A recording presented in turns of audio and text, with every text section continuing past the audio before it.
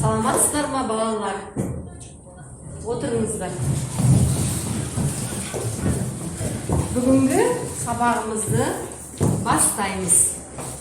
Бүгінгі сабақтың тақырыбы бүгін қыркүйектің 27-сі сынып жұмысы. Және бүгінгі сабақтың тақырыбы септіктер, падежи. Сабақтың мақсаты, цель урока. Біз бүгін қазақ тілінде қанша септік бар, орыс тілінде қанша септік бар екенін білетін боламыз. Және де осы септіктер бойынша қазақ тіліндегі сөздерді септеп, оларға сұрақтар қойып, жалғауларды жалғап үйренетін боламыз. Яғни септіктер туралы барлық мәліметті білетін боламыз. Ең бірінші қазақ тілінде 7 септіктің бар екенін айту керек. Сначала я должна сказать, что если в русском языке 6 падежей, то в казахском языке 7 падежей. Олар это атау септік, ілік септік, барыс септік, табыс септік, жартыс септік, шығыс септік және көмектес септік. Яғни қазақ тілінде бір септікке көп. В казахском языке больше на 1 падеж. Орыс тілінде 6 септік бар, қазақ тілінде 7 септік бар. Енді әр септіктің өзінің сұрақтары болады және жалғаулары болады. Мысалы, атау септіктің сұрақтары кім, не, кімдер, нелер, кто, что деп аударамыз. Ілік септіктің сұрақтары кімнің, ненің, кого, чего. Барыс септіктің сұрақтары кімге, неге, қайда. Табыс септіктің сұрақтары кімді, нені. Жартыс септіктің сұрақтары кімде, неде, қайда. Шығыс септіктің сұрақтары кіммен, немен, қайдан. Көмектес септіктің сұрақтары кіммен, немен. Және осы септіктердің қандай жалғаулары бар екенін келесі сабақтарда сіздермен айтатын боламыз. Және сөздерді осы септіктерде жазып септейтін боламыз. Ал енді балалар, біз жыл мезгілдері бойынша бүгін 3 топқа бөлініп жұмыс істейміз. Міне бірінші топ, ол көктем тобы, ол бірінші қатарда отырған оқушылар. Екінші топ, ол күз тобы, ол екінші қатарда отырған оқушылар. Үшінші топ, ол қыс тобы, ол үшінші қатарда отырған оқушылар. Осылай топқа бөлініп жұмыс істейміз.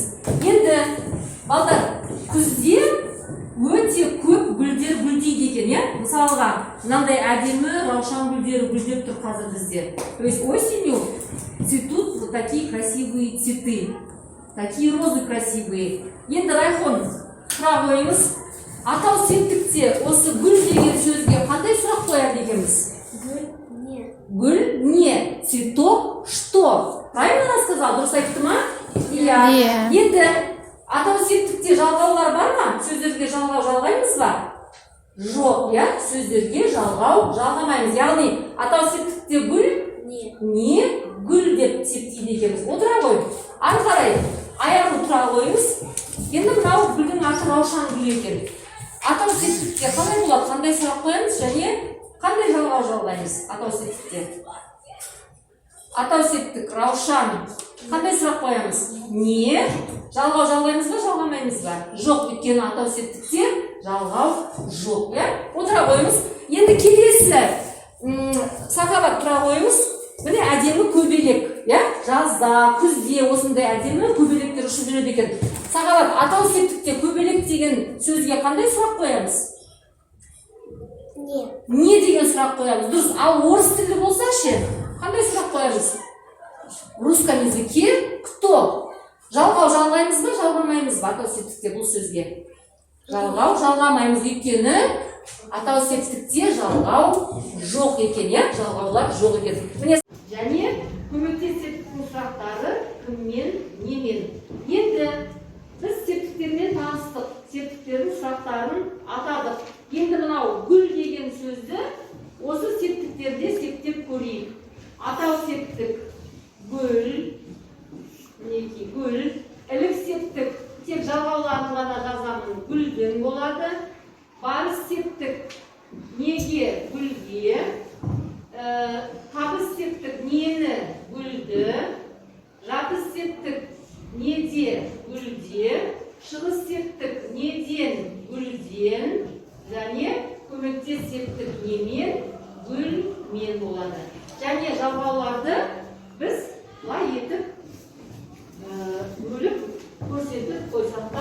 болады екен.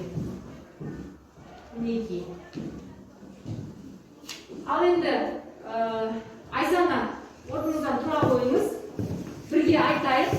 Гүл, гүл, гүлдің, гүлге, гүлді, гүлде, гүлден, гүлмен.